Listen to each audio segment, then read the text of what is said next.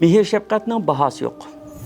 Amerikaning naytı soğuq qish kunlarining birida bir bala 7-8 yoshlik bala tatlıq durumlarını elib ayndaq ko'chalarda va uylarga kelib ayndaq sotadi ekanda, aile qurularga berib ayndaq sotadi ekan. Shuning bilan o'zining o'qishiga rasqutini hazırlayotgan. Chunki u yetim bola ekan.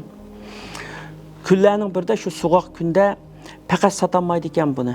Bir aile qurularga berib ayda ishni cheksa ba'zi damlar açmaydı ekan, ba'zi damlar kerak emas deyotgan. Shuning bilan hem qusqi nayti aç, nayti bak herib ketgan bir kun kechgacha. Shuning bilan bir ishni qiqib turib, bu aylanib ketib yiqiladi ekan yerga. Bu bir ayol ishni açsa bu bola yiqilgan. Shuning uni uyga akirib yotqizib küçükünü yatkızıp koygandan keyin hoşuğa kelgan, hoşuğa kelgandan keyin bir stakan ayran ichkizitgan unga.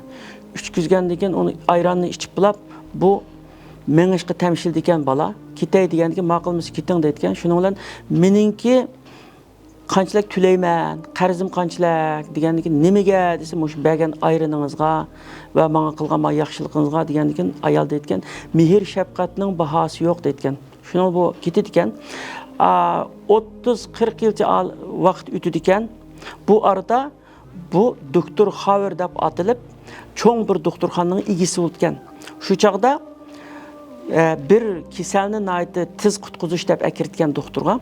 Akirganiga qarasa, uni tunib qolgan, qana tunib qolgan desma, o'ng mangzida mang bor ekan ayolniki. Shu chaqda shu mangini ko'ribdi ekan.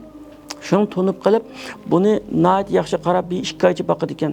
Shuningdan keyin doktordan salomat chiqitgan chaqda endi qanchalik fatura kelar yoki meniki sigortam yo'q endi qanchalik kelar deb g'am qilib o'ltirsa, bir konvert avatitgan bu doktor uningga. Konvertni ochsa, sizningki nima tulinib bo'ldi? Siz doktorningki chiqimi bir stakan ayran bilan tulinib bo'ldi deyotgan. Deganiki bu unutib qoldi-da bu ayol 30-40 yil burunqi ish. Nima gapdi deb o'ltirsa, doktor o'zi kiritgan xabar kirib, mehr shafqatning bahasi yo'q degandiki, bu ayol anqiranmay nima deganki, mushu gapni siz kichik vaqtimda menga degandingiz, mehr shafqatning bahasi yo'q degandingiz. Hozir mena shu mehr shafqat, sizning qilgan mehr shafqatingiz bo'yicha mushu mehr shafqatingiz sizga qaytdi, doktordan chiqdi bering, tulinib bo'ldi deydi.